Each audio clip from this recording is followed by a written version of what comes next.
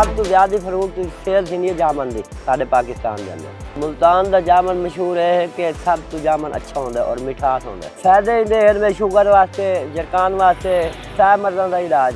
मेहनत साड़ी इतनी देख लो, मौत के मुँह बंदा खड़ा होता है। मुनाफा इनका अगर सही तरह लग बजे ना, अगर 50,000 का सौदा है तो उन्हें 2 लाख ही बच सकता है, 4 लाख ही बच सकता है।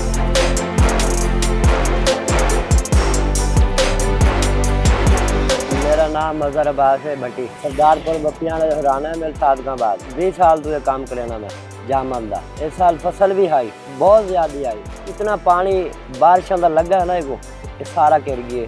जिमें अंधेर आते बारिश आई, काफ़ी स्प्रेयां 50,000 की स्प्रे लाने आए उत्ते, वो साढ़े वास्ते इस दफ़ा सारी जाया गई है। भाई हूँ गुजारा है जो चलाने पैन, इस दफ़ा ना सारा कसारा ही कसारा है। 3 महीने सारी मेहनत होती है स्प्रे, 3 महीने यकसों सारे स्प्रे में रहने। इनको असा पौड़ी ला के ना 40 फुट की 35 फुट की पौड़ी ला के उत्ते चढ़ के एक दाना पट के ले आने।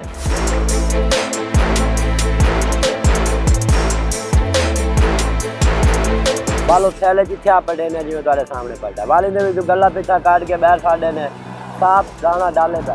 फिर अगे मंडी ला गए, मंडी तुम्हारे सामने चुंगी वाले बैठे नो। पहले 30 रुपये सारे को गेट अंदर वड़न से गिन गिन रखन से 20 रुपये गिन गिन 10 रुपये आड़त 100 पिछू आड़त काट गिन उत्थे इतने पैसे जाया साक उतरी जाई सा नहीं बचा। रोज ये बच्चों की करेले है, पर मजबूरी है करनी पौंदी है। 50,000 का जम्मू 50 उत्ते स्प्रे लानी पौनी सानू। वाला के देख लो अपनी बचत बंदे 600 रुपये डाल दी मजदूरी देने, नाश्ता है, दोपहर रोटी है, पेट्रोल है। बंदे जड़े खड़े ने साकू 1000 रुपये जेब टोकरी पै गई। अगर आज विके 400 रुपये धड़ी या 500 रुपये धड़ी बकाया कैसे आती, कोई शय नहीं आती अथू घाटा। अगर धड़ी विके 1000 रुपया बाल साकू प्रॉफिट हो गई। हूँ जो सीजन बारिशों का चल है 500 तो रखते 400 रुपये धड़ी जामन चलता भी, यानी कसारे चसा पैदा। फल एक दरख्त तकरीबन 10 डला दे पैदा है, 5 ही दे पैदा है, 15 दे पैदा है।